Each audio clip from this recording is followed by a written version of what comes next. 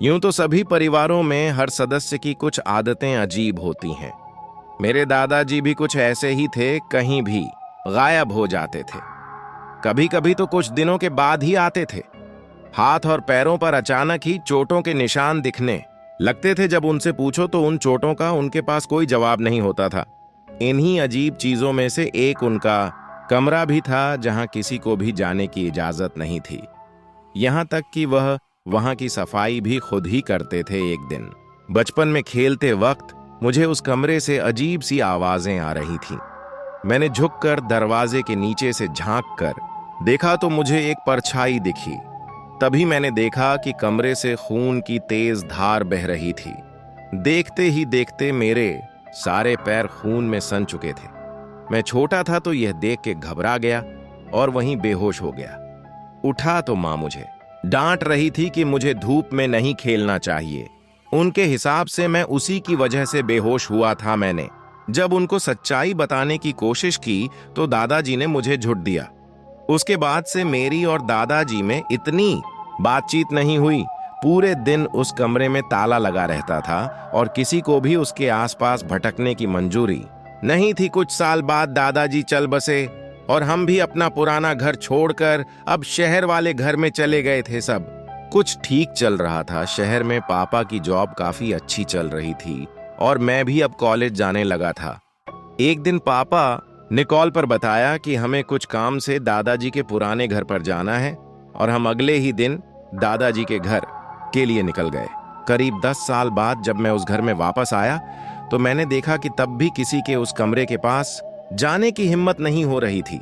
बचपन की जिज्ञासा के मारे मैंने हथौड़ी ली और उस कमरे पर लगा ताला ही तोड़ दिया। मुझे मन ही मन में खुशी तो बहुत हुई, मगर एक डर भी अंदर भर गया कि आखिर ऐसा क्या था जो दादाजी हमसे छुपा रहे थे। अंदर घुसते ही मुझे कई सारी अलमारियां दिखी जिनमें अलग अलग अजीब सी चीजें रखी हुई थी। कई सारे कलश, कई लाल कपड़ों में बंधे ताले, चीनी मिट्टी के बर्तन और न जाने क्या क्या। कमरे के बीचों बीच दीवार पर एक बड़ी सी तस्वीर लगी थी।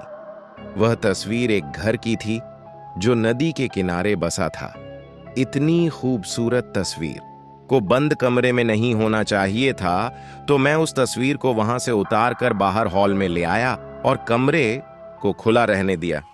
लेकिन उस रात जब मैं सोया तो मेरी नींद एक बड़ी सी नदी के बीचों बीच खुली। मैं वहां कैसे पहुंचा ये सोचने का समय ही नहीं था, क्योंकि पानी का बहाव इतना था कि मैं अचानक से डूब रहा था। जैसे तैसे बच बचा के मैं किनारे तक आया तो हैरत ये हुई कि वहां वही घर था जो दादाज के कमरे वाली तस्वीर में था। यह देखकर मानो मेरे पैरों तले जमीन ही खिसक गई।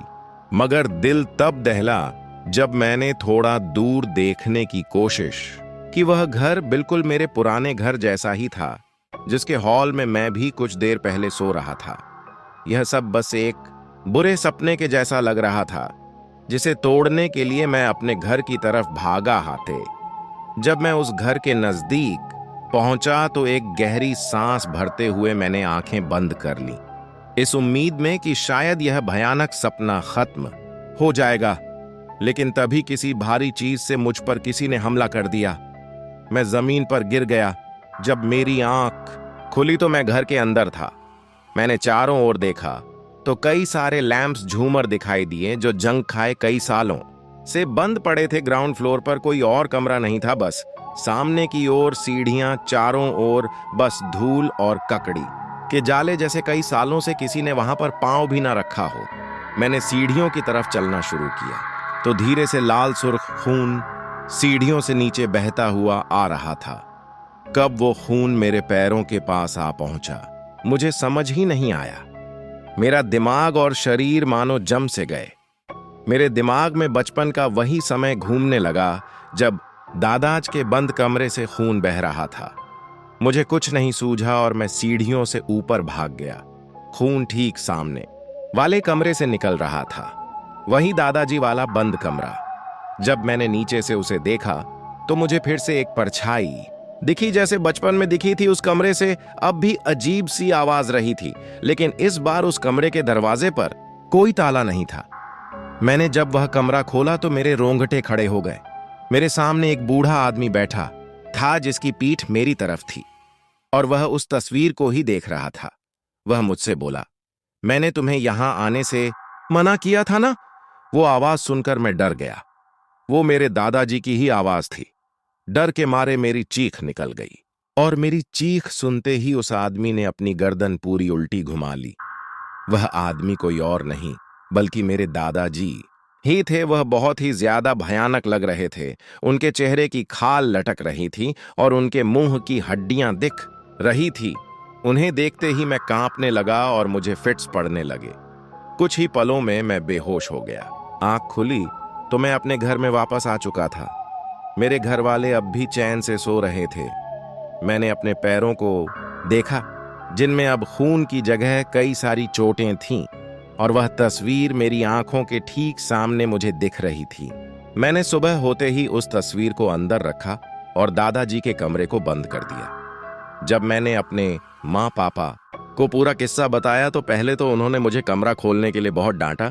फिर बाद में बताया कि दादाजी को भूत दिखते थे और वह अपनी तंत्र मंत्र की विद्या से लोगों के अंदर से भूत भगाते थे। वह चोटें उन्हें उसी वजह से आती थी और इसीलिए वह अपना सारा तंत्र मंत्र का सामान उस कमरे में बंद रखते थे और किसी को भी वहां जाने की इजाजत नहीं थी। ये बात सुनकर मेरे होश उड़ गए। मैंने बस यही प्रार्थना की कि काश मुझे कभी फिर दोबारा कोई भूत ना दिखे। इस हादसे के बाद घर में एक पूजा रखवा गई और मेरे दादाजी का वह कमरा हमेशा हमेशा के लिए बंद कर दिया गया।